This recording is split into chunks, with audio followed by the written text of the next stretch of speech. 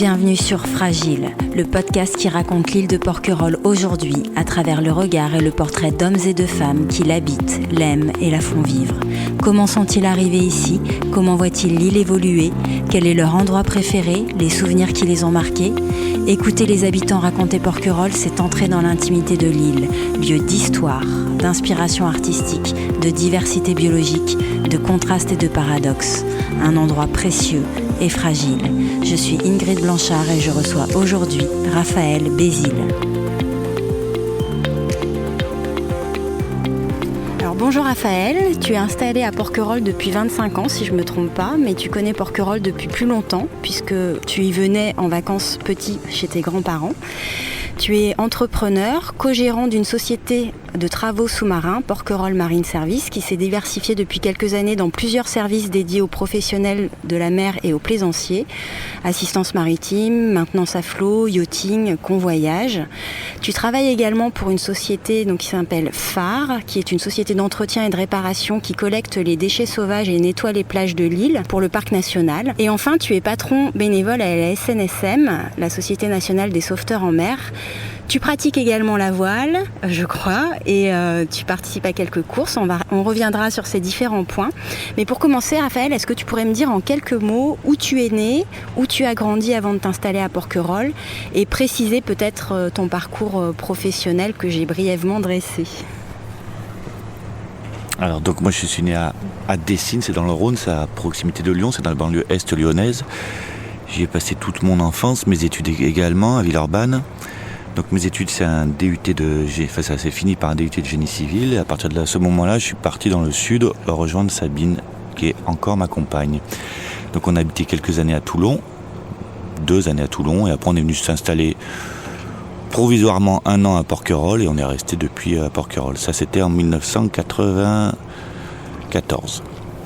En 1994. Et depuis, on habite à Porquerolles avec Sabine. Et on y travaille tous les deux, et apparemment, on va y rester. Voilà. C'est ça, donc tu l'as précisé, tu es en effet le mari de Sabine. Donc Porquerolles, c'est un peu une histoire de famille pour vous. Qu'est-ce qui vous a amené à Porquerolles? Pourquoi à un moment donné, vous vous êtes dit, quand vous étiez à Toulon, finalement c'est là qu'on veut s'installer pour de bon? Donc là, je pense que je vais rejoindre ce qu'a dit Sabine, j'espère. Ce qui nous a amené à Porquerolles, c'est au moment où on était à Toulon, on avait tous les deux on va dire, une activité qui n'était pas forcément très très engageante pour nous. Enfin, on ne le voyait pas sur le long terme en tout cas. Et donc quand le premier enfant est né, Antoine, en 94, on s'est dit peut-être que ça va être mieux de passer sa première année quand il est dans la poussette au vert, tranquillement, dans un endroit où la crèche est à proximité, où on vit calmement, sans trop de nuisances. Et du coup, c'est pour ça qu'on est venu c'est pour ça qu'on avait prévu de passer 1 an à Porquerolles, qui se sont un petit peu allongés. Voilà. Ouais, ça rejoint ce que disait Sabine, donc c'est rassurant. Et l'adaptation, elle a été facile pour vous? Ouais, disons que l'adaptation était assez simple dans le sens qu'on y passait quasiment 3 mois de l'année, enfin, étalé sur les vacances scolaires, bien sûr. Donc tout l'été, donc 2 mois d'été, voire plus à la fin pendant les études supérieures, les vacances de Pâques, les vacances de février, tout ça souvent. Et donc quand Sabine est arrivée sur l'île, elle a rapidement trouvé une activité dans la peinture, ce qu'elle voulait faire. Et puis j'ai trouvé un travail avec l'entrepreneur général, le mec qui a fait l'entreprise générale sur l'île. C'est-à-dire tu réalisais des travaux d'entretien, de réparation? C'était quoi exactement à ton arrivée, la mission que tu as exercée sur l'île? J'avais des études dans le bâtiment, des études de génie civil, mais pas vraiment de poste qui me correspondait par rapport à mes études, mais je suis allé voir l'entrepreneur qui était en place sur l'île. Je lui ai proposé mon CV, il m'a dit écoute, j'ai pas grand chose à faire pour toi par rapport à ton CV, par contre si tu veux j'ai une pelle et un tas de pierres, si tu veux commencer à faire du béton on peut, et j'ai besoin de toi 2 semaines, et puis du coup ça a duré 2 ans, et puis après à l'issue de ces 2 ans moi je me suis mis à mon compte. Alors justement sur tes activités à Porquerolles, donc tu exerces plusieurs fonctions comme je l'ai expliqué, qui sont toutes en lien de près ou de loin avec la mer ou la nature. C'était un vrai choix? Alors disons que la mer m'attirait, même nous attirait beaucoup. Seulement moi, comme je l'ai dit, j'ai grandi à Lyon, donc j'avais quand même quelques lacunes. Donc c'était difficile au début de travailler directement en relation avec la mer. Donc c'est pour ça que par défaut, je suis allé vers le bâtiment. Bon, cette histoire a duré une 20aine d'années quand même. dans le bâtiment. Au bout d'une vingtaine d'années, je me suis un petit peu plus spécialisé au travers de cette société qui s'appelle Porquerolles Marine Service. Et du coup, maintenant, je travaille sur l'eau et sous. Tu peux justement m'en parler un petit peu de cette activité, parce que vous avez plusieurs cordes à votre arc. Donc ça a commencé, je crois, par les travaux sous-marins. Puis ensuite, vous êtes diversifié. Bon, effectivement, on a plusieurs activités. Au début, ça a commencé par juste la location de matériel et un peu de la plongée spécifique, parce que donc on est 3 associés au sein de cette société. Il y a une personne notamment qui est un ancien plongeur des mineurs, très assez compétente. On a beaucoup travaillé dans le sous-marin au début et après c'est diversifié. Moi j'ai des compétences on va dire plus générales qui sont plus de surface, c'est-à-dire que moi j'ai fait beaucoup de voile et du sauvetage en mer, de la croisière et de la pêche même professionnelle. Et donc du coup en fait avec cette personne sur l'eau et sous l'eau on fait un peu le tour de la question quand même. Donc du coup on a été amené à intervenir dans différents domaines rapidement. On va dire c'est des marchés de niche, ça s'appelle, des choses assez pointues. Ça correspond un petit peu à notre éthique, c'est-à-dire que c'est pas des gros projets lourds. On va dire on construit pas des ports avec des grosses toupies de béton, etc. C'est pas vraiment ça notre travail. On est plus dans le pointillisme et c'est plus sur un marché de niche comme je te disais. Tu peux me donner un ou deux exemples des interventions que vous pouvez réaliser ? Alors nous on a des marchés en cours qui s'installent sur plusieurs années. C'est par exemple le balisage du parc national de Porquerolles. Tout ce qui est balisage, donc c'est tout ce qui est bouée d'amarrage dans le port et tout ce qui est balisage et 300 mètres et dangers spéciaux, etc. Enfin tous les dispositifs qui sont mis en place pour les plongeurs. On fait aussi par exemple là, en ce moment on travaille pour 2-3 années sur l'île du Petit Ribot là qui est située juste en face de la tour fondue. Donc on fait là une espèce de ligne maritime qui est l'île elle va être réhabilitée, que ce soit au niveau des jardins ou au niveau du bâti. C'est un chantier qui va durer 3 ans et nous on a par exemple en charge là, tout le transport du matériel, des matériaux et du personnel par exemple. Et après on a d'autres chantiers qui sont sympas d'ailleurs et qui sont plus ponctuels. Par exemple on vend du sentier sous-marin, c'est-à-dire de la conception jusqu'à la mise en place. Alors, sentier sous-marin, c'est des espèces de balades, c'est des bouées informatives qui sont dédiées à la balade palmée, c'est-à-dire la Palmas Tuba. On peut voir beaucoup à Porquerolles notamment. Alors il y a celui de Porquerolles où nous on l'entretient, on l'a pas mis en place parce qu'il est en place depuis une vingtaine d'années et autrement il y en a quelques-uns sur tout ce qui concerne le territoire de la communauté de communes de Saint-Tropez, Cavalière. Donc il y en a 3, il y a 3 sentiers sous-marins qui ont été mis en place. Il y en a à Vitrolles aussi, il y en a au Pradé aussi qu'on a mis en place. Voilà.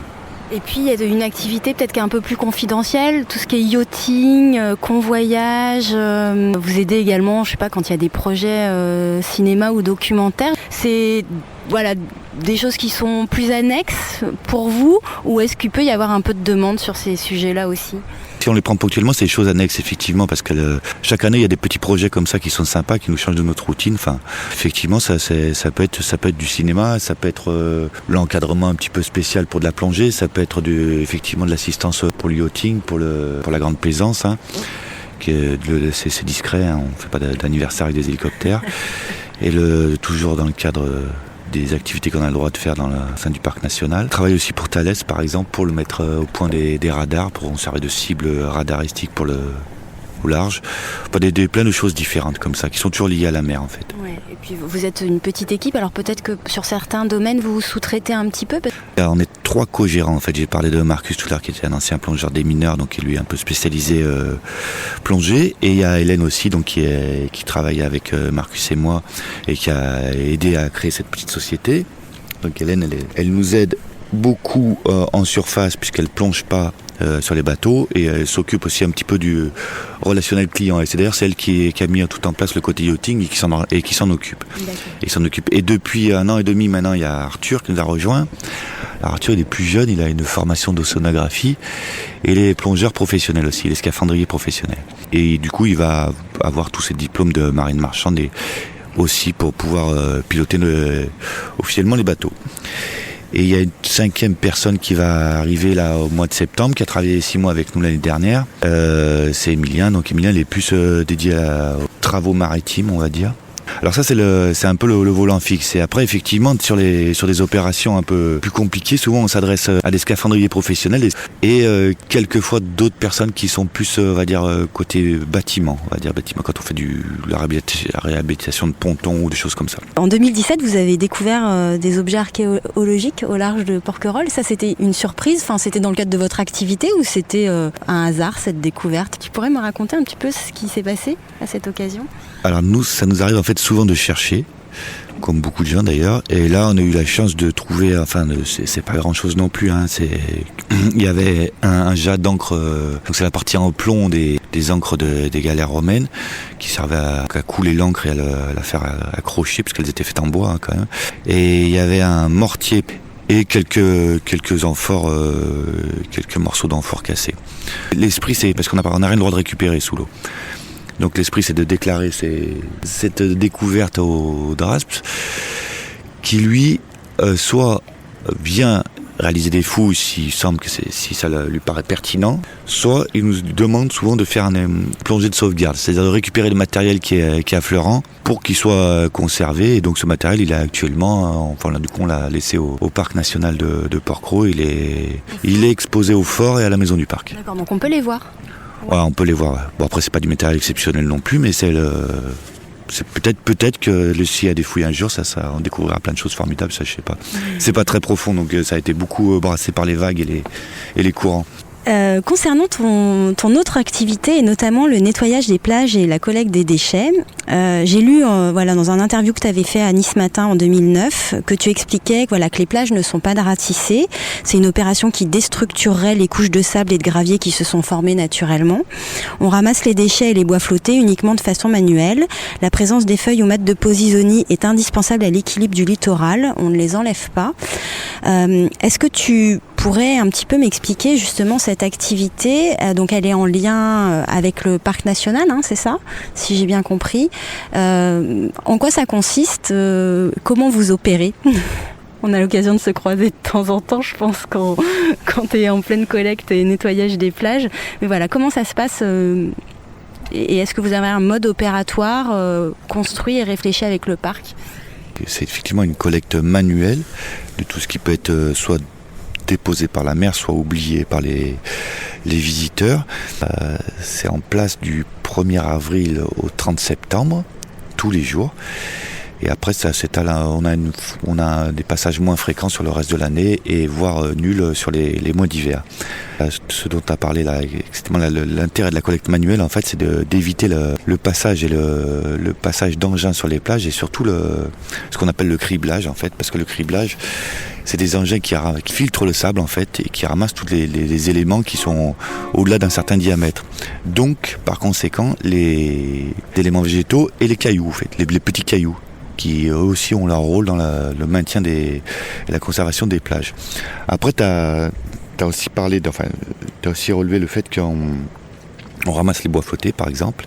Par exemple, les bois flottés, c'est intéressant parce que c'est là où ils sont ramassés sur les plages, c'est pour une question de confort pour les visiteurs. C'est pas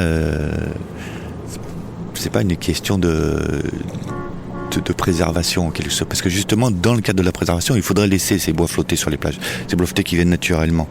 On parle bien des bois flottés naturels, pas des bois flottés qui ont été façonnés par l'homme, cela on les retire systématiquement. Ils épongent l'énergie des vagues et ils empêchent l'érosion due aux vagues, le bois flotté. Si tu veux, par le fait qu'ils vont capter la vague, ils vont amortir la puissance de la vague et freiner l'érosion, au même titre que les feuilles de posidonie qui viennent s'accumuler là sous forme de mattes et qui d'ailleurs sont bien souvent un petit peu décriées par les visiteurs, parce que ça, quoi qu'il en soit, quoi qu'il arrive, on les enlève jamais des plages, même si des fois c'est un petit peu dérangeant et considéré comme sale par certains visiteurs. Voilà, ce que je peux te dire, j'en oublie certainement sur les plages. Juste, si, je voulais dire quelque chose sur les plages, parce que c'est intéressant quand même, parce qu'on pousse tout le monde à faire des efforts, et en fait, nous, ça fait 14 ans qu'on fait ce travail avec le parc national. Et alors, il y a une franche évolution au niveau du comportement des gens. Il y a 10-15 ans, là, quand on a commencé, clairement, d'abandonner sa poubelle sur la plage, c'était journalier. Aujourd'hui, c'est un geste qui n'existe plus plus du tout. C'est un geste qui n'existe plus du tout. Et ça va plus loin que ça. Les gens, non seulement, ils vont se débrouiller pour trouver une poubelle pour pouvoir acheter leurs déchets, et en plus, quand ils vont cheminer pour chercher cette poubelle, s'ils croisent des déchets qui sont arrivés par la mer, ils vont d'eux-mêmes les ramasser et les mettre à la poubelle. Et ça, c'est quand même une évolution qui est tellement positive que c'est intéressant de la souligner. Et autre chose par rapport, alors il y a deux autres problèmes qui sont, on va dire, qui sont sur les plages, qui sont visibles sur les plages, parce qu'après on peut parler d'autres choses qui sont invisibles. C'est les mégots et les papiers toilettes en arrière-plage.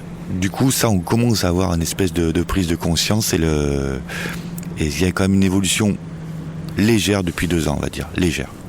Mais donc, bon, c'est on peut se réjouir de la prise de conscience des gens et du fait qu'ils, maintenant, c'est vrai qu'on voit rarement maintenant des gens balancer, ce qui était monnaie courante il y a encore 10-15 ans, mais balancer un plastique. Peut-être que maintenant, ceux qui sont un peu plus coupables les enfouissent. Vous avez peut-être un peu plus de travaux de ratissage, non? Je sais pas, il reste pas quand même quelques petits sachets enfouis dans le sable discrètement?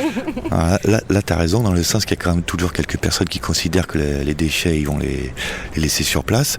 Le problème, c'est le voisinage. C'est-à-dire que maintenant, les voisins de plage, ils vont pas hésiter à signaler à la personne quand elle va se lever qu'ils oublient quelques trucs sur la plage. Donc, pour éviter ce genre de situation, ça arrive qu'il y ait des personnes enfouissent.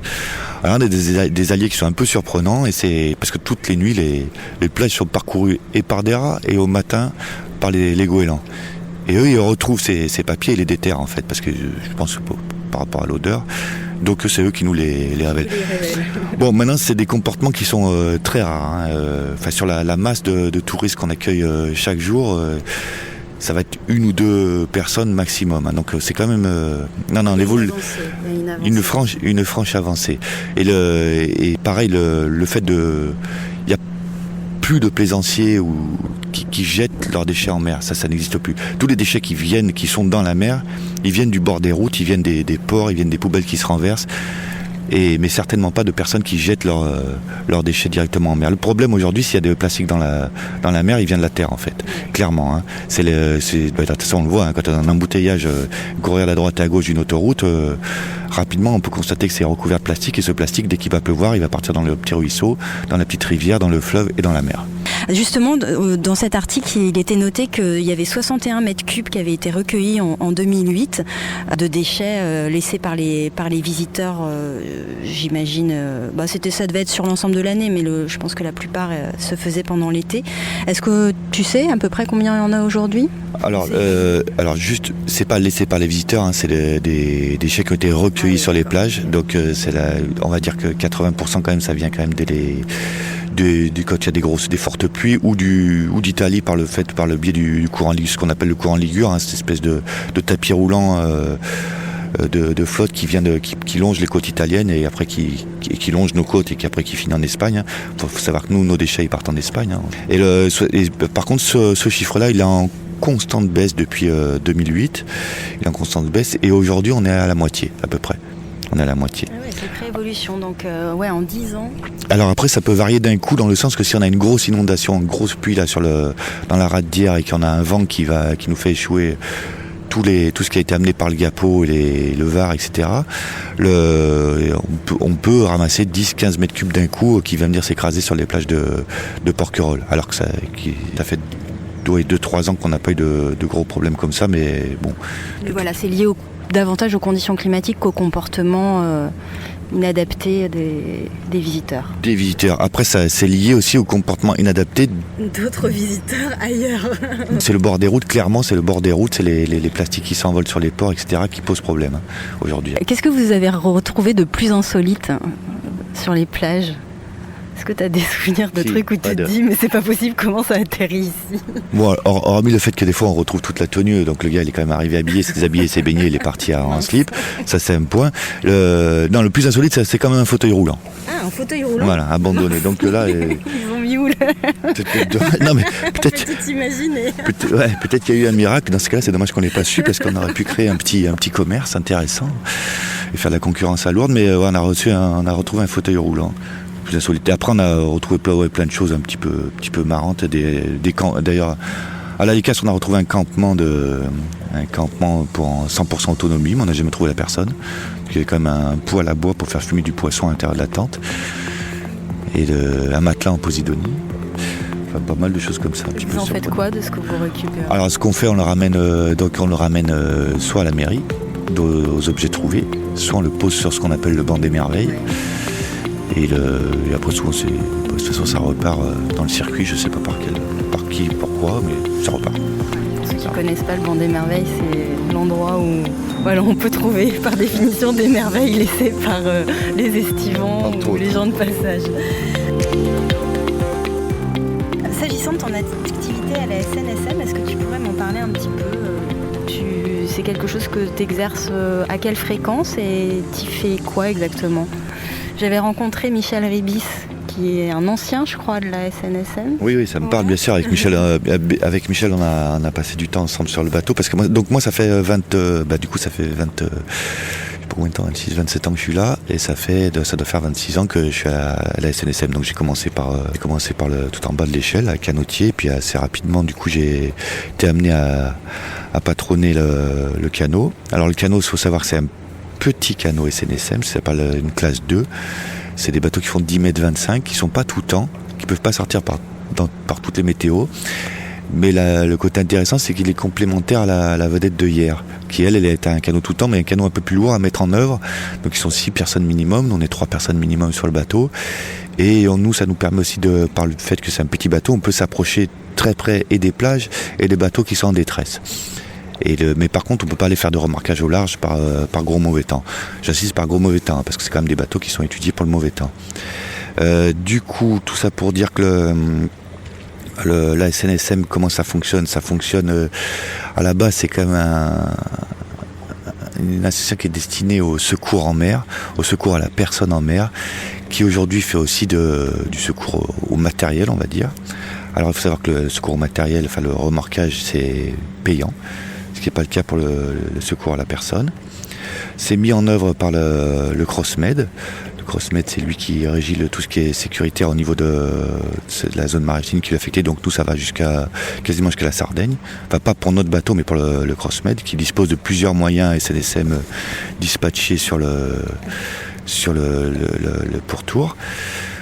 Le rythme des sorties, là, c'est pareil. Il y a eu quand même une vraie évolution. C'est-à-dire qu'il y a quelques années, c'était devenu presque un service que les bénévoles de la SNS pouvaient rendre dès qu'il faisait mauvais temps. On était des fois appelés par des gens qui ne voulaient pas rentrer par leurs propres moyens, qui avaient un bateau qui était tout à fait capable de naviguer, mais qui se sentaient pas, qui pensaient que c'était un espèce de service complémentaire à tous les services qu'il peut y avoir mis en place dans un port ou sur le pourtour de l'île, là. Donc c'était pas vraiment le cas. Donc il y a eu quand même un petit recadrage. Et du coup on est moins sollicité parce qu'il quand même à la base c'est du bénévolat, donc nous on arrête tout à faire cessante dès qu'il y a une alerte. Moi par exemple mon rôle, c'est que je suis prévenu par le CrossMed d'une détresse, qui met en œuvre des moyens de secours, c'est lui qui déclenche les secours et qui les adapte un petit peu au problème. Donc moi je suis prévenu par le CrossMed qu'il y a une détresse, il m'explique rapidement les tenants et les aboutissants, et à partir de ce moment-là je confectionne un équipage avec le peu de personnes qui sont disponibles et qui vont être compétentes pour ce problème, et du coup on intervient sur le problème. Voilà. Souvent ça se finit par un espèce de remorquage ou si c'est des personnes qui sont blessées ou on assiste à l'hélitroyage, on peut faire hélitroyer des personnes, etc. Enfin, tout secours, de la recherche aussi de personnes qui est tombée en mer, de la recherche de matériel des fois. Voilà, c'est un petit peu notre... T'as eu des expériences difficiles? T'as vécu des choses difficiles? Bon, une expérience très très difficile que tous les porquerolais se souviennent, c'est que un jeune de Lille qui était parti plonger tout seul en apnée, enfin chasser tout seul, et qui malheureusement a fait une syncope à 14 mètres de fond, et du coup qui n'est jamais remonté, et qu'on a retrouvé juste le lendemain. Donc ça c'était très très compliqué à gérer pour tout le monde. Pour tout le monde, ça c'est vraiment clairement l'expérience la plus difficile. Et après bien sûr on a assisté des bateaux de plongée qui avaient eu des décès à bord, etc. Ça c'est quand même les expériences les plus compliquées. Après heureusement c'est très rare, et après c'est quand même plus souvent du matériel, on va dire, du matériel. Tu avais participé aussi à la recherche du jeune anglais. J'ai le souvenir, on était en vacances et tous les porquerolais étaient à sa recherche. Non, ça me parle, j'ai pas participé pour la simple et bonne raison que j'étais sur l'île Dieu. Et c'était assez bizarre parce que l'île Dieu vivait ce moment comme si c'était chez eux. Ben, je pense que c'était sur le... On en parlait beaucoup dans la presse nationale. C'était relayé quasiment en direct par différents médias. Et du coup, l'île Dieu était approprié aussi ce problème, du fait que c'était une espèce de solidarité d'Iliens et qui comprenait clairement qu'est-ce que ça impliquait pour une île. Mais j'ai pas participé à ces recherches en direct. Je les ai vécues à distance, effectivement. En plus, il y avait des conditions climatiques. Enfin, nous, on y était cette semaine-là sur l'île et c'était assez... ça laisse un souvenir hyper marquant parce c'était, tu sais, la Toussaint. Il faisait sombre. Puis il y avait du vent très fort et une tempête. Il y avait beaucoup de vent et tous les porquerolais étaient sur tous les chemins. Enfin, c'était assez saisissant. Est-ce que tu pourrais me dresser une journée un peu type, sachant que j'ai bien l'impression qu'elles ne se ressemblent pas toutes, mais voilà, une journée type pour toi en été par exemple, ça ressemble à quoi ? Alors en été, la période d'été qu'on va prendre en juillet-août, nous on fait beaucoup d'assistance dans ces moments-là.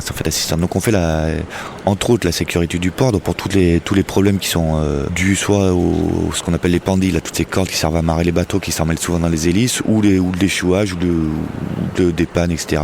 Plus de l'assistance au large, on va dire. Alors là on parle d'assistance pure, on travaille avec des assurances qui nous mandatent pour des problématiques souvent de panne moteur qui sont assez simples à résoudre, ça se limite à du remorquage. On attend un petit peu le malheur des autres, si tu veux, en fait, en clair. On vit du malheur des autres l'été.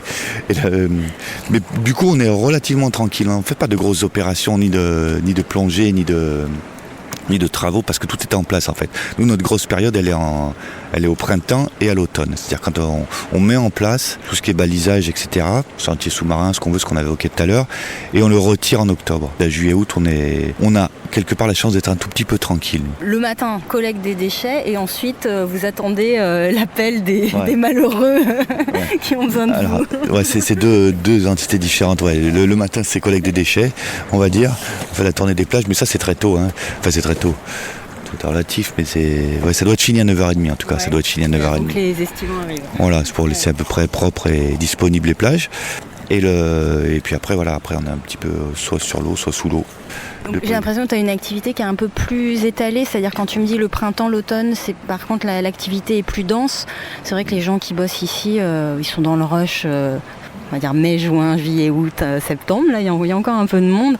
Disons que l'été tu subis moins, tu as l'impression de subir moins la saison que les porquerolais qui sont en restauration ou ce genre de choses ou pas. Ah oui, mais carrément, moi j'ai la chance de profiter de l'été en fait. Je suis un des rares porquerolais qui travaille à Porquerolles et qui peut profiter de l'été en fait, qui peut aller se baigner quasiment tous les jours et qui peut prendre un tout petit peu de temps en juillet, août. Donc non, ça c'est un vrai luxe que j'essaie de garder d'ailleurs. C'est pas facile. Alors, en parlant justement de tes activités, plus de l'ordre du centre d'intérêt des passions, j'ai vu que tu faisais de la voile. Ça t'est venu, alors sûrement pas à Lyon, quoique il y a quelques plans d'eau au grand large par exemple et tout ça. Ça t'est venu comment la passion pour la voile et est-ce que tu as l'occasion de pratiquer beaucoup, de participer à quelques courses ? Tu l'as dit, et c'est vrai, c'est marrant, ça m'est venu, la passion m'est venue en fait au grand large, tu vois, pour les sorties, les sorties scolaires, les sorties voile au collège. Et je me rappelle, j'adorais particulièrement l'odeur du polyester, tu vois ce que je veux dire. Voilà, c'est quelque chose que j'adorais. Et après, du coup, moi je venais tout le temps en vacances ici, donc on bricolait, on s'amusait avec les bateaux quand on était gamin, là déjà. Moi j'adorais ça. Et quand on s'est installé avec Sabine, rapidement, on a mis tous les deux le bateau, mais ça, je pense que Sabine va te la raconter aussi. Rapidement, on est parti.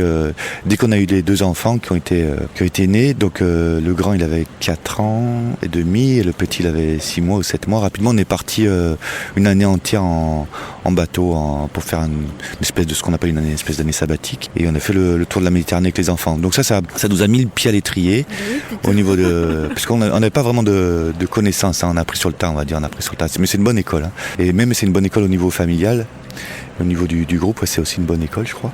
Et on est parti 1 an. Du coup, après, on a navigué. Donc ça, c'était sur un bateau qui faisait une douzaine de mètres, un voilier. fait le tour de la Méditerranée. Et après, on est revenu à Porquerolles, on s'est remis un petit peu à travailler quand même. Mais par contre, chaque année, on se gardait 2 ou 3 mois, on partait avec les enfants 2 ou 3 mois naviguer. On descendait souvent d'ailleurs en Tunisie chercher du matériel pour Sabine. Et tout ça en faisant l'école en parallèle avec les enfants. C'était pas le CNED, on faisait pas le CNED, on se mettait raccord avec les profs pour essayer d'avancer en phase avec l'avancement de la classe et de rester un petit peu cohérent par rapport au reste de la classe. Et ça, on l'a fait plusieurs années jusqu'à que le grand soit en seconde. Quinzaine d'années alors. Ouais. Et en parallèle, du coup, moi j'ai passé des diplômes de marine marchande, des diplômes de commandement de marine marchande. Et j'ai fait 2 ou 3 ans la pêche professionnelle. Enfin, donc sur les pointus, ce qu'on appelle les pointus, les petits bateaux traditionnels. Et poser des filets, relever des filets et pêcher aussi un petit peu avec les hameçons. Mais ça, professionnellement parlant, donc c'était devenu mon métier pendant 2-3 ans. Et du coup, ça m'a permis d'avoir une autre vision de la mer. J'ai commencé aussi la plongée, je fais beaucoup de chasse sous-marine, la plongée, et aussi la régate. Donc la régate, du coup, maintenant, je navigue avec un équipage fixe là, depuis, on va dire, 5-6 ans. Et on fait tout ce qui s'appelle le circuit IRC, c'est des bateaux qui font entre 10 et 15 mètres. Le nôtre, en l'occurrence, il fait une quinzaine de mètres. Et c'est un circuit IRC, c'est le terme anglais, je ne me rappelle plus vraiment. Et c'est un circuit de régate qui s'étale un petit peu sur la Méditerranée française. Et française et italienne aussi beaucoup. Et du coup, c'est des régates qui sont... C'est combien de courses dans l'année à peu près ? Bon, si moi je peux pas malheureusement toutes les faire, mais ça fait une dizaine de courses. Et les plus connues, par exemple, c'est la semaine de Porquerolles, les voiles de Saint-Tropez, le Tour de Corse, la SNIM à Marseille. Voilà, c'est ce genre de régate qu'on fait régulièrement avec un équipage d'une dizaine de personnes. Et les courses de Porquerolles, tu les fais toutes ou pas ? Il y en a qui sont plus ou moins sérieuses ou ludiques. Tu les fais, tu t'y participes, c'est un événement, c'est des moments importants, sympas pour toi ? Ouais, du coup, la course officielle, la grosse course officielle de Porquerolles, ça s'appelait la semaine de Porquerolles, maintenant ça s'appelle la Porquerolles Race. Donc ça, c'est où il y a, on va dire, un petit peu d'enjeu, pas vraiment d'enjeu, mais c'est là où tout le monde se prend vraiment au sérieux, on va dire. Et après, il y a notre régate qui est connue, c'est la Porquerolles Cup.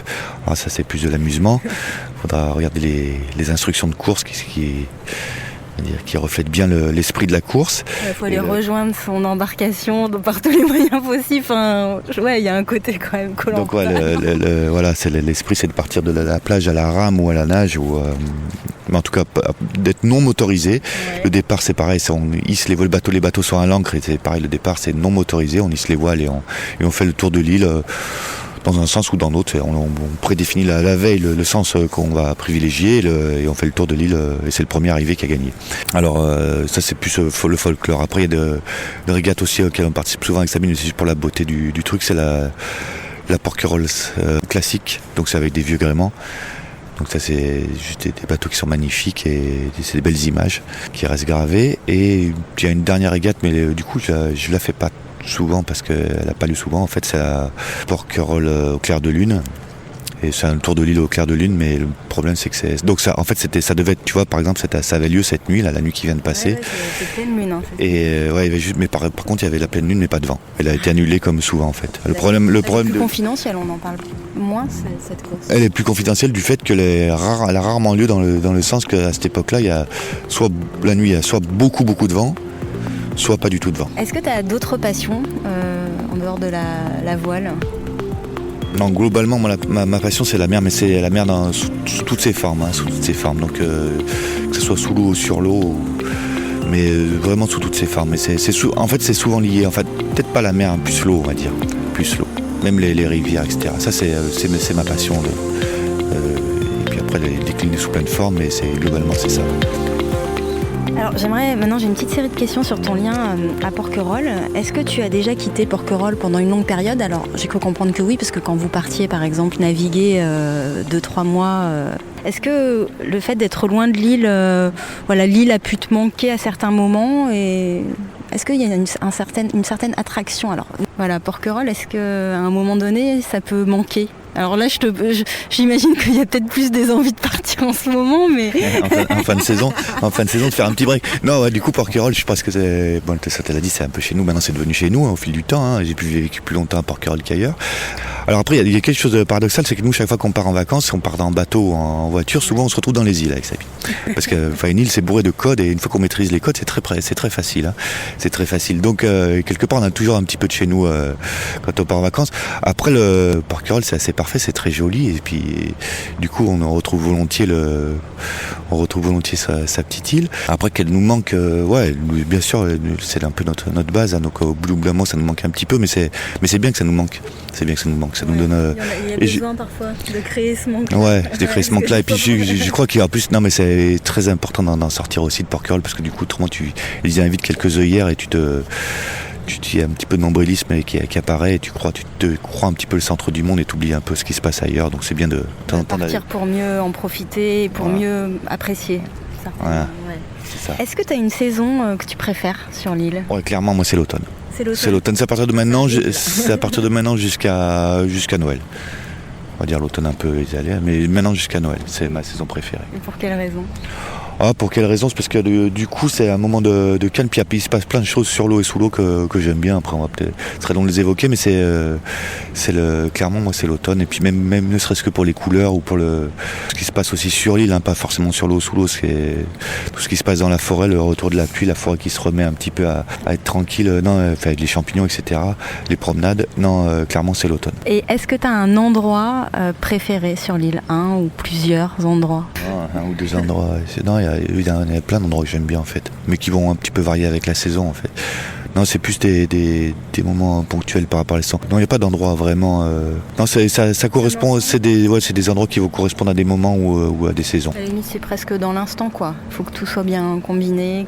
C'est exactement ça. Il faut que ça soit. Je te dis, ça correspond à des moments, à une saison, à température d'eau, une température de peu importe, à un moment du vent. Pour toi, ça t'évoque quoi la Porquerolles authentique ? Il y en a beaucoup qui parlent de cette Porquerolles authentique, peut-être qui serait un peu en train de se perdre ou pas. Est-ce que pour toi, ça évoque quelque chose ou pas ? Bon, bien sûr, ça évoque quelque chose, bien sûr. Moi aussi, je pourrais aller dans ce sens. Après, je me dis que peut-être que si on avait fait la même chose en 1950, j'aurais pu te dire exactement la même chose en disant avant c'était mieux. Donc ça, je sais pas vraiment jusqu'à quel point c'est vrai, avant c'était mieux. Bon, moi, par rapport à mon activité qui n'est pas, on va dire, directement liée au tourisme, bien sûr, des fois, je souffre un petit peu des orientations qui sont prises par Porquerolles au niveau de l'accueil. Hein. Là, je pense que quand même, il y a quand même des problèmes de surfréquentation, là, surtout au mois d'août. Mais bon, c'est des problèmes qui commencent à être un petit peu observés, qui vont peut-être être réglés. Mais autrement, le Porquerolles authentique, pour revenir à ce que tu disais, si on me demande, moi, mon avis, moi, j'aurais préféré connaître Porquerolles, on va dire, dans les années 1950, entre les années 1950 et 1970. On t'en a parlé de cette époque ? Bon, on en a parlé, et puis après, je la regarde aussi à travers différents documents, et je pense que c'est celle qui m'aurait correspondu le mieux, je pense. Mais après, peut-être que si j'avais été à ce moment-là, je me serais plaint en me disant... 20 ans derrière. Ouais. Donc, parce que quoi ? Parce que ça t'évoque quoi ? Une vie de village un peu plus riche, dense, vraie ? Clairement, il y a ça, hein, une vie de village, une vraie vie de village. Et puis c'est aussi une époque qui, globalement, je pense, alors on parle de 1950 à 1910, hein, qui était assez simple, hein, pour tout le monde, où tout le monde était assez enjoué. Et puis du coup, si j'aurais bien aimé connaître ce moment-là, mais pas forcément qu'à Porquerolles, hein, d'ailleurs, globalement. Hein, où là, aujourd'hui, on est quand même inondé par des problèmes et des constatations qui sont un petit peu alarmistes, hein, quand même. Et justement, je me dis là, les pauvres enfants qui arrivent là, ils ont du boulot. Hein. Ils ont du boulot. Tu penses aux problématiques environnementales, peut-être aussi à la surconsommation. C'est un sujet qui touche sa vie, donc j'imagine qu'il doit y avoir quelques... Exactement. Et puis même globalement je pense que sur la Terre entière, il ne faut pas avoir fait 12 ans d'études pour comprendre que ça commence à poser problème un petit peu de partout et qu'il y a tout qui est en train de partir un peu en torche là. Sur la vie insulaire, on dit qu'elle peut fasciner autant qu'elle peut effrayer. Qu'est-ce qui fait, selon toi, sa particularité en termes peut-être d'espace, de temporalité, de vie en communauté ? Qu'est-ce qui est différent de la vie sur le continent ici, pour toi ? Alors, du coup, ça c'est des trucs sur lesquels on réfléchit souvent, on me pose souvent la question. Je pense qu'au niveau de on va dire, du fait qu'on ne soit pas vraiment anonyme, parce que c'est un petit village sur une île, je pense qu'on peut retrouver ça partout dans des villages de montagne ou même des villages de campagne. Donc c'est pas forcément un critère que je retiendrai. Moi, ce que j'aime sur mon île, outre le fait c'est quand même un petit endroit paradisiaque du fait de sa géographie, de son relief, de son implantation, etc. C'est le côté défini en fait dans l'espace. Et c'est ça que j'aime bien. Je peux dire, à un moment tu peux te dire, voilà, c'est délimité. Et je pense qu'à un moment tu peux dire, je connais mon territoire, je le connais bien, quoi. En tout cas, j'en connais les contours. Moi, c'est ça qui m'intéresse. Je pense que c'est ça qui m'intéresse et qui m'attire. Hein. Après, il y a, comme tu as dit, tout le côté village, que moi j'adore, et qui est malheureusement en train de se perdre quelque part. Bon, ça c'est une problématique classique des endroits qui sont fréquentés, qui ont une très grande fréquentation touristique, puisque c'est le prix de l'immobilier qui augmente, donc des jeunes qui peuvent plus s'installer et qui se déplacent sur le continent, et donc moins d'enfants, et bientôt quelque part peut-être plus d'écoles. Et alors là c'est juste top et fin si l'école disparaît. En plus, on a des exemples sous les yeux, là, au Levant et à Port-Cros. On a vu ce qui s'était passé récemment et on voit le changement radical. Et puis après, ce que j'aime aussi, c'est ce que je te disais, là, tous les codes d'une île et qui sont universels, en fait. Ces codes. Quand tu dis universel, que tu retrouves sur d'autres îles ? Sur toutes les îles, quasiment sur toutes les îles. Plus ou moins toujours les mêmes codes toujours plus ou moins les mêmes fonctionnements au niveau des habitants, même si ça peut être on peut parler de Sainte-Marie à Madagascar, des endroits comme ça, on retrouve des fonctionnements similaires sur une île quand même, parce que c'est des gens quelque part qui ont été attirés par l'endroit de façon similaire, je sais pas, mais en tout cas c'est des codes qui sont universels, même qui marchent très bien en Bretagne, enfin on va dire sur des îles de taille similaire, on parle pas de la Corse et de la Sicile. Tu as des exemples ? De ces choses où quand tu es arrivé sur d'autres îles, tu te dis mais c'est comme chez nous ça. Mais c'est tout on va dire c'est toujours le même principe, ça va être des bars, ça va être les ports, ça va être les fêtes, les gens qui font les associations, etc. Les gens qui s'occupent des associations, c'est toujours les mêmes genres de personnes en fait qu'on retrouve. Et donc c'est facile d'appréhender dans le sens que en fait tu connais parfaitement le fonctionnement de choses, donc c'est facile d'appréhender et même de créer du lien, quoi, du coup, parce que tu auras l'approche pertinente et du coup tu choqueras pas, tu seras pas complètement déplacé et du coup même la personne, ton interlocuteur du moment, il sentira naturellement le fait que tu es un petit peu dans le bon timing, quoi, on va dire. Alors tu vis au sein d'une petite communauté, les Joyeux, à Porquerolles, qui est en soi déjà une communauté. Est-ce que tu pourrais m'en dire un peu plus sur les Joyeux ? Est-ce qu'il y a des règles qui régissent la vie au sein des Joyeux ? Ou est-ce que c'est plutôt le partage d'une philosophie de vie, ou les deux peut-être ? Non, en fait les Joyeux, c'est pour te décrire rapidement, c'est un ensemble de petits logements là qui sont périphériques à une cour qui est, à dire, un peu coupée du reste du village. Dans ces petits logements, c'est que des personnes de notre famille, donc des oncles, des tantes, des parents, des grands-parents, etc. C'est une petite communauté, on va dire, qui fonctionne relativement bien parce qu'en fait elle est bourrée de codes. Alors quand tu vas rentrer dans la cour, tu vas avoir l'impression que c'est une espèce de bordel qui est point, mais en fait c'est un bordel totalement organisé et qui est bourré de codes en fait. Et on va dire la bonne entente générale vient du fait que tout le monde respecte ces petits principes qui sont discrets et ça fait, le résultat est assez extraordinaire dans le sens que ça fait une grande famille qui s'entend bien et qui vit plus ou moins ensemble ponctuellement sur la saison estivale, parce c'est pas tout le monde qui habite à l'année. Ça oscille de combien à combien, par exemple au moment de creux vous êtes combien et au pic de l'été vous êtes combien ? Alors au moment de creux on est les enfants sont partis sur le continent pour leurs études, donc ils font plus partie à l'année. Nous on est Sabine, moi, son frère Elie qui travaille avec moi pour la société phare. Et très souvent la maman de Sabine. Donc ça c'est le petit noyau fixe, on va dire, qui habite à l'année à Porquerolles. Et après beaucoup de personnes qui se greffent beaucoup de personnes de la famille qui ont presque une pratique 6 mois, mais pas 6 mois d'un coup, hein, 6 mois qui vont être répartis sur plusieurs moments de l'année. Alors on dit que l'île, l'hiver, elle revêt un tout autre visage et on entend souvent qu'il faut avoir passé 1 ou 2 hivers complets sur l'île pour prétendre connaître la vie sur l'île. Il y a un habitant de Porquerolles qui disait il faut avoir un trésor en soi pour passer l'hiver ici. Est-ce que toi tu es d'accord avec ça ? Est-ce que tu trouves que les hivers peuvent être longs et rudes ? Et si tu penses qu'il faut un trésor pour passer un hiver à Porquerolles, est-ce que toi tu l'as trouvé, le tien ? Un trésor, je sais pas, c'est pareil. En tout cas, du coup, je crois quand même qu'il y a une grosse différence avec les gens qui ont passé, comme tu dis, au moins 2 années pleines à Porquerolles. C'est parce que du coup, ils comprennent le fonctionnement d'une île, du fait que ils vont se retrouver à un moment calme qu'avec les Iliens. Et non, je crois que c'est important. Ouais. Même si ça paraît un petit peu anecdotique et peut-être un peu dérisoire de dire ça, mais je crois que c'est important que les gens y passent une des années pleines à Porquerolles. Après, il y a une période que je trouve compliquée, qui est dure. Hein. C'est la période de janvier-février, où la météo n'est pas forcément sympa, il fait frais, il fait froid, il se passe plus grand chose ni au niveau de la mer ni au niveau de la terre, et tu es un petit peu en attente d'un redémarrage de tout ça là.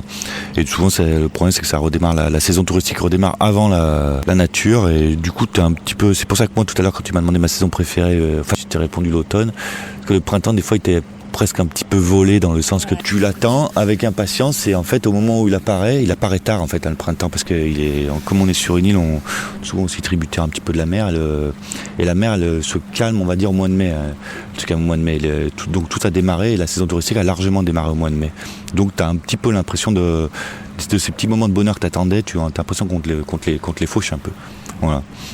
Mais le fait de passer une année entière sur l'île, je crois que c'est très important si tu veux vraiment comprendre le fonctionnement de l'endroit, et puis pour essayer de comprendre aussi s'il peut te correspondre, hein. S'il peut te correspondre, parce qu'il y a plein de gens qui disent ça doit être trop bien de vivre à l'année. Bon là, à partir de ce moment-là, tu sais si c'est trop bien ou pas. Ouais. Tu peux répondre. Le cadre estival n'est pas forcément le cadre à l'année, ça c'est sûr. Et sur quelque chose d'un peu, est-ce que tu penses qu'il faut une force particulière, sans parler d'un trésor, justement, pour passer ces mois, peut-être de décembre à mars, qui sont... Alors, moi j'ai la chance de travailler, mais j'ai surtout la chance d'être dans un endroit que j'aime, avec quelqu'un que j'aime, et donc ça aide beaucoup quand même, hein, pour l'équilibre. Ça aide beaucoup pour l'équilibre. Et après, je pense qu'il faut clairement que ça te corresponde, hein, une espèce de petite vie de village, mais qui est quelque part, hein, la même que dans un village de montagne. Hein. Je pense que, par exemple, les gens qui disent je ne pourrais pas vivre ici parce que j'aurais pas accès à la culture, par exemple, je pense que ça, c'est pas vrai, dans le sens que nous, mine de rien, on a un quart d'heure du continent. Il y a des navettes quasiment tout le temps, même dans l'hiver. Hein, on va dire, c'est pas tout le temps, mais il y en a quand même beaucoup, même en hiver. Et donc, si tu as envie d'aller au cinéma, si tu as envie d'aller faire des courses, si tu as envie d'aller dans un musée, je pense qu'entre Toulon, Marseille, Nice, clairement, tu as quand même l'embarras du choix. Hein. Donc c'est à vivre dans un petit village loin pas forcément très loin d'une métropole. Voilà, tu es à une demi-heure de tout ce que peut offrir une ville, où tous les commerces, les cinémas, les théâtres, les musées que peut offrir la côte entre Marseille et Nice. Est-ce que, comme Sabine, est-ce qu'il vient un moment où il devient vital de prendre un peu de distance avec l'île ?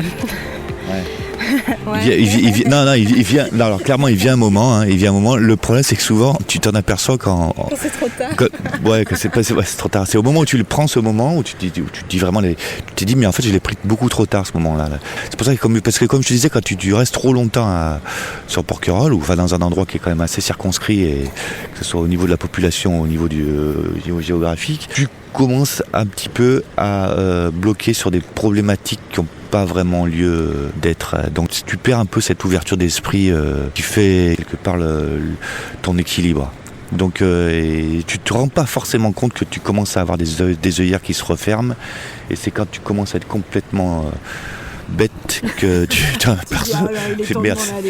j'ai attendu trop longtemps. Non, mais c'est ça, vous êtes vigilant entre vous, justement, avec Sabine. Il y a un moment où vous dites là, tu tournes en rond, il est temps qu'on y aille. On essaie d'être vigilant, d'un pour sûr. Non, mais par contre, il y a un truc qui est très pratique, c'est que tu peux facilement... Si tu veux, Porquerolles, il y a un truc très intéressant, c'est souvent le cas des îles en général, des petites îles, c'est que tu as moins de nuisances que sur le continent. C'est-à-dire que moi, quand je vais travailler, quand je mets 2 minutes pour aller travailler, j'ai mis longtemps quand même. Quand je mets 2 minutes, j'ai mis longtemps.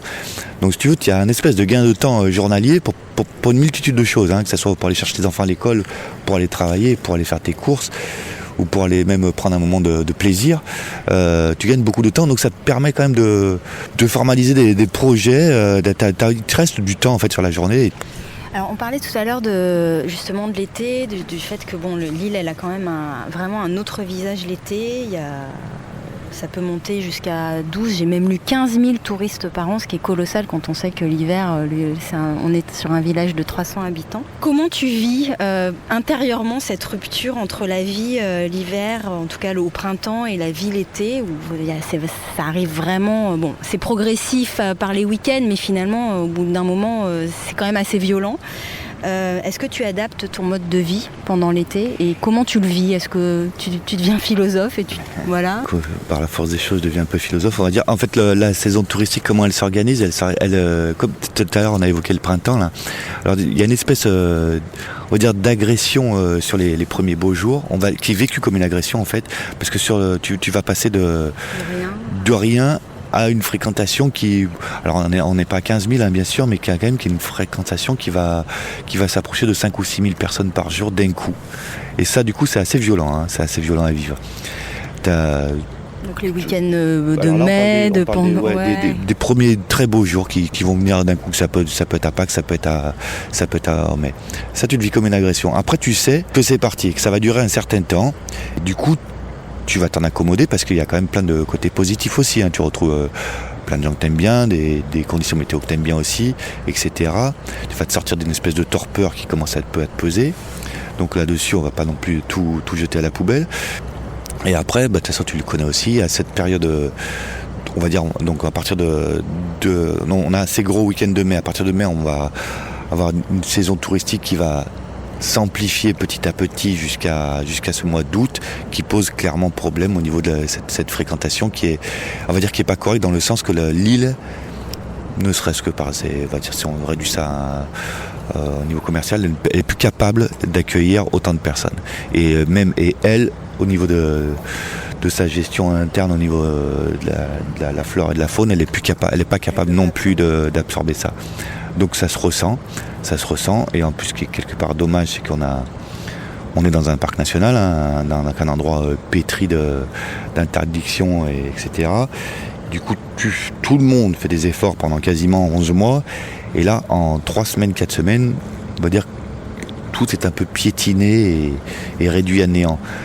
Enfin, j'exagère un peu, mais c'est quand même une constatation générale. Alors après, il y a toujours ce problème de comment tu réduis la population, par quel levier. Sur cette question de l'hyperfréquentation, tu as une position? Toi, tu penses qu'il faudrait réguler justement? Là, on a une navette là, qui passe au large. Est-ce que tu trouves qu'il y en a trop? Est-ce qu'il faudrait mettre... on parle de maintenant de réserver en amont en ligne. Est-ce que tu penses que ça, c'est des solutions et de mettre des limites en fait? Je crois que de toute façon il va falloir mettre des limites, que ça soit. Je pense qu'on va être obligé de mettre des limites. Je pense que chaque année, le mois d'août, tout le monde serre un peu les fesses en disant ça va passer. Jusqu'à la chance, c'est passé. Je pense que ça peut être très très problématique. Aujourd'hui, le mois d'août sur Porquerolles, il suffit je t'évoquais un peu particulier, mais par exemple s'il y a un feu qui prend à la Licastre, par exemple, les pompiers ne pourront plus accéder à la plage de Notre-Dame. C'est une plage qui peut accueillir jusqu'à 3 000, 4 000, voire 5 000 personnes par jour. Vite, on peut se retrouver face à une énorme catastrophe. Donc chaque année, ça passe. Chaque année, on est content que ça soit passé. On ne se remet pas en question, mais je pense qu'effectivement, il y a beaucoup trop de monde en août. Voire un petit peu trop de monde, même sur les fins juillet. Bon, ça, c'est mon appréciation personnelle. C'est peut-être pas forcément la meilleure. Après, partagé en tout cas. Oui, qui est partagé par un certain nombre de personnes, mais pas par tous, tu le sais aussi. Après, comment moi je m'adapte? Sûr que je m'adapte, sûr que je deviens un petit peu philosophe et que mine de rien, ce serait un peu gonflé de ma part de me plaindre. Mais ce qui est paradoxal en août, c'est qu'on a quand même juste un tourisme qui est totalement balnéaire, et du coup tu te retrouves tu peux retrouver des endroits de l'île qui vont être quasiment désertés, des petites calanques, des criques qui vont être quasiment désertés. Et ça, tu vas le retrouver en août. Et pas forcément au mois de mai, quand tu as une fréquentation un petit peu plus diversifiée. C'est-à-dire que tu vas retrouver avec des gens qui viennent un peu randonner. Des gens qui viennent randonner, des amoureux de la nature, des plagistes aussi, etc. Mais du coup, tu vas retrouver des gens partout, quoi. Partout sur l'île. Et c'est vrai que tu as raison. Paradoxalement, on peut se retrouver plus tranquille au cœur de l'île au mois d'août que, bon, alors c'est jamais affluence non plus, même au mois de mai, hein, mais je suis d'accord avec toi que, en fait, les gens investissent les grands axes. Hein. Ouais. Ils se concentrent uniquement sur les c'est un tourisme balnéaire, hein, c'est de plagistes et c'est tout le monde sur la plage à des heures assez précises en plus. Et du coup, tu peux te retrouver, si tu as la chance de pouvoir dormir ici, tu peux te retrouver facilement hors circuit de ces moments de grande surfréquentation. Après, bien sûr, il y a toujours la problématique du village qui tourne un petit peu 24/24 et que ça ne lui correspond pas du tout. De toute façon, tu le vois aussi, hein, l'état du village, le niveau de saleté, le niveau de nuisance qui est quand même juste qui valide le fait on laisse venir trop de monde qu'on ne peut pas accueillir, quoi. Enfin, à quelqu'un qui voudrait venir passer une journée sur l'île, alors il fait partie des gens qu'on vient de voir passer là sur la navette, mais qui souhaite vraiment saisir quelque chose de la Porquerolles authentique, qu'est-ce que tu lui conseillerais ? Est-ce que tu auras un itinéraire ou peut-être un état d'esprit seulement à lui conseiller ? Après, ça dépend franchement de la personne. Après, c'est sûr que si la personne elle me touche, que ce soit en termes de promenade ou en termes de journée à la plage, après c'est sûr. Qu'est-ce que je lui conseillerais là précisément, tu me dis ? Ouais, qu'est-ce que tu lui dirais ? Admettons, c'est un ami, quoi. Il vient passer une journée, malheureusement, il peut venir que le 10 août. Clairement, je l'enverrai sur une calanque ou une crique. Ouais. Après, parce que aussi, je sais que mes amis aiment ce genre d'endroit aussi, tu vois. Et qu'ils recherchent ce genre d'endroit. Et puis après même au niveau du cheminement pour y accéder, tu sais aussi, tu peux facilement sortir des grands axes principaux et te retrouver au calme à te faire une petite promenade à pied alors, pas en vélo. Hein. Non, je crois pas. En vélo, c'est quand même, tu vois, en vélo en août, c'est. Ça va être vite quand même méchant, hein, le Ouais, vélo. puis c'est compliqué parce que à la fois tu te déranges et t'es dérangé, donc voilà.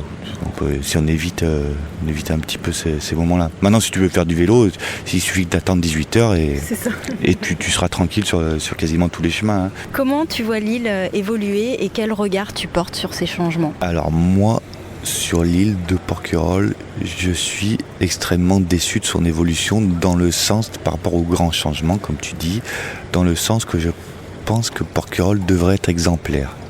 Parce qu'à Porquerolles, il y a beaucoup de gens qui s'intéressent à Porquerolles par rapport au fait que c'est souvent médiatisé, hein, et que c'est un endroit un peu paradisiaque. Et on aurait les moyens, je crois, que ce soit humain ou financier, de faire quelque chose d'exemplaire, que ce soit au niveau de l'énergie, que ce soit au niveau de l'eau, que ce soit au niveau du port, que ce soit au niveau de la protection de la posinodie, des plages, etc. Et bon là, c'est un vaste sujet, mais je suis quand même déçu qu'il n'y ait pas une espèce de synergie de toutes ces institutions, toutes ces instances qui viennent, on va dire, se servir de Porquerolles ou essayer d'aider Porquerolles, mais qui se rejoignent pas, puisqu'elles ont plus ou moins tous les mêmes objectifs, au même titre que les habitants, hein, d'essayer de faire un endroit le plus parfait possible. Je pense que s'il y a un endroit où on pourrait réussir, ça serait bien Porquerolles, mais c'est assez décevant le résultat, mais de toute façon je pense que tu constates comme moi. Hein, c'est lié à des enjeux économiques ? Des enjeux économiques, des lourdeurs administratives, des incompétences, une somme de choses. Par exemple, tout est classé, tout est figé au niveau du village par rapport au bâtiment de France. Non mais tu vois le port là qu'on a sous les yeux, ça devrait être un endroit exemplaire. La terre entière devrait se déplacer pour voir comment on fait un port avec tous les moyens, toutes les velléités, toutes les compétences qui gravitent autour de ce genre d'endroit. On devrait avoir un endroit exemplaire, par exemple. T'entends quoi par l'exemplarité ? Pour toi, ce serait quoi un port exemplaire, par exemple ? Bon, juste le fait de travailler, par exemple, sur la flotte, sur l'électricité, sur tout ce qui est rejet de bateaux, hein, puisqu'on a quand même un port qui est en train de se transformer quasiment en zone d'hôtellerie, hein, on va dire presque, hein, puisqu'il y a énormément de bateaux qui sont loués en chambre maintenant. Et enfin, ça c'est interdit sur le papier. Tout ce qui est rejet dans le port, parce qu'il faut savoir qu'un port c'est un endroit où normalement les poissons se reproduisent et évoluent et se multiplient.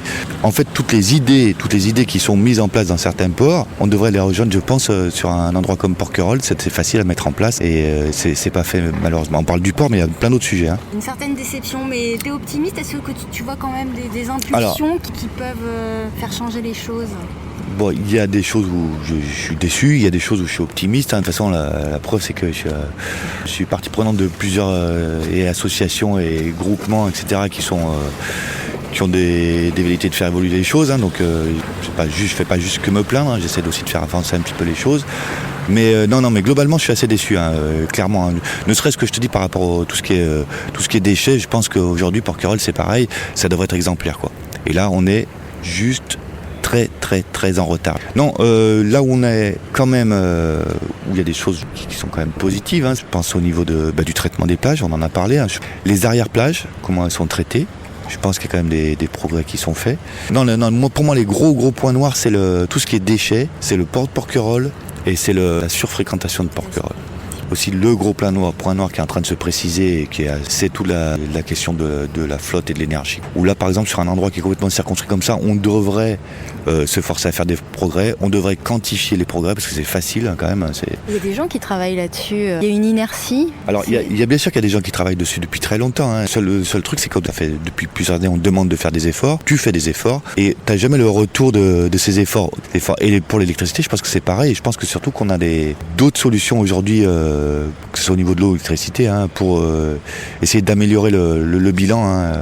Tu parlais d'associations, tu fais partie d'associations qui travaillent sur ces sujets? Tout à l'heure, tu as dit que j'étais inscrit pour le secours en mer. Ouais. Donc ça, on va dire que c'est mon assoce référente et principale.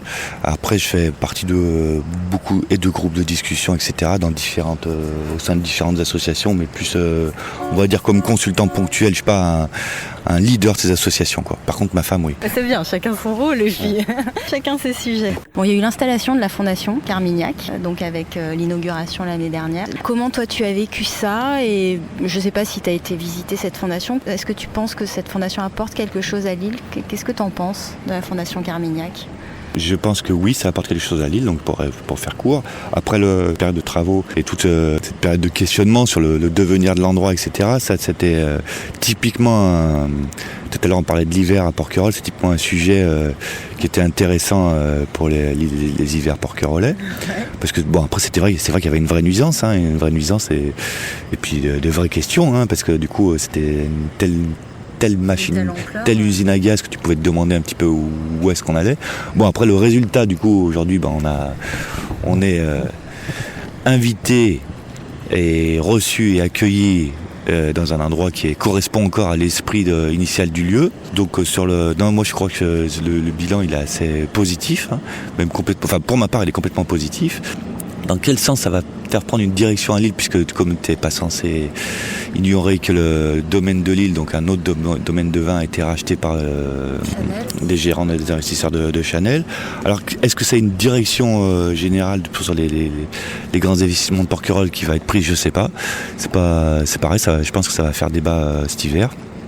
On va voir quel genre de direction on prend, puisqu'en plus dans ce cas, puisque Porquerolles c'est spécialiste aussi des bruits qui courent, et il y a des bruits qui courent, pas non plus voiler la face, des bruits qui courent sur le fait que le langoustier pourrait suivre le même, l'hôtel du langoustier pourrait suivre le même chemin et être racheté par je sais plus qui d'ailleurs, peut-être LVMH ou quelque chose comme ça. Donc est-ce que c'est une vraie direction que prend Porquerolles? Ce serait pas la première fois qu'elle change de direction, pourquoi pas? T'as été visiter les expositions ou pas? Ouais, je suis allé voir les expositions. Bon, comme beaucoup de personnes, d'abord j'étais, on va dire, quasiment subjugué par la première, parce que par le lieu, etc. Qu'on attendait depuis 4 ans. L'inauguration, t'as été à l'inauguration où ça avait été très très bien fait d'ailleurs, pour nous mettre dans la meilleure disposition. Après, bon, comme beaucoup de monde, moi je suis un petit peu déçu. Alors peut-être parce que j'ai pas l'habitude des expositions d'art contemporain, de l'exposition de cette année, un petit peu déçu, on va dire. Moins grand public. Ouais, globalement, bon, après il y a plein d'endroits qui restent magiques, et comme je te dis, nous on a la chance de pouvoir y aller quand on veut gratuitement. Ponctuellement, il y a plein de choses qui restent magnifiques, donc on a la chance de pouvoir aller à la Fondation Carmignac pour voir un truc, une œuvre pendant 5, 10, 1 heure, 3 heures si on veut, et on a cette chance-là. Donc ça c'est pas mal quand même, ça c'est pas mal. Est-ce que tu aurais un vœu à formuler pour Porquerolles et ses habitants pour les 20 prochaines années ? Je te l'ai un petit peu évoqué, j'aimerais quand même qu'on arrive à mettre en œuvre tous ces espoirs d'îles exemplaires et d'îles parfaites. Qu'on arrive un petit peu à réguler cette fréquentation qui est un peu abusive et qu'on prenne des vraies bonnes directions en tout ce qui est relatif à tous les enjeux climatiques, etc. Et on a moyen de faire avancer globalement les choses, pas qu'à notre niveau, d'être précurseur. Moi c'est ce que je te disais, on devrait être exemplaire, hein. On devrait être cité en référence systématiquement, hein. Et c'est loin d'être le cas. Quelle est ta définition du porquerolais ? La définition du porquerolais, j'en sais rien. Après, je vais te dire un truc bon, déjà, moi, je pense que, comme je te dis, j'ai vécu plus longtemps à Porquerolles que sur le continent. Donc, je pense que là, je commence à être un peu porquerolais dans l'âme. Et après, je sais pas à quel moment, porquerolais, peut-être pas porquerolais, peut-être ilien, on va dire.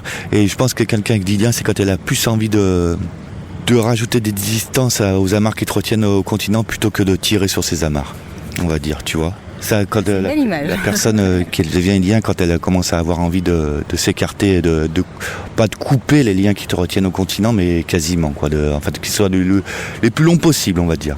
Les plus longs possibles, tout en restant assez proche, hein, on est d'accord, hein. Petit confort. On garde en contact un petit peu de temps en temps. En évoquant Porquerolles, alors on parle d'écrins, de joyaux de la Méditerranée, de la perle des îles d'Or, toutes ces images un peu idylliques. Un peu à la façon d'un portrait chinois, quel serait pour toi l'objet ou l'image la plus évocatrice de Porquerolles ? Quand tu es loin de l'île et que tu penses à Porquerolles, qu'est-ce qui te vient immédiatement à l'esprit ? Est-ce que tu as une image ou...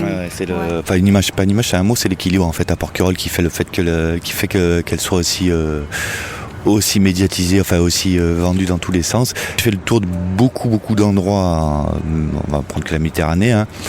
Alors ponctuellement, tu as plein d'endroits qui vont être plus jolis, plus grands, plus profonds, plus beaux, plus ce que tu veux. Mais Porquerolles, clairement, c'est son équilibre en fait. Il n'y a pas vraiment de fausses notes à Porquerolles.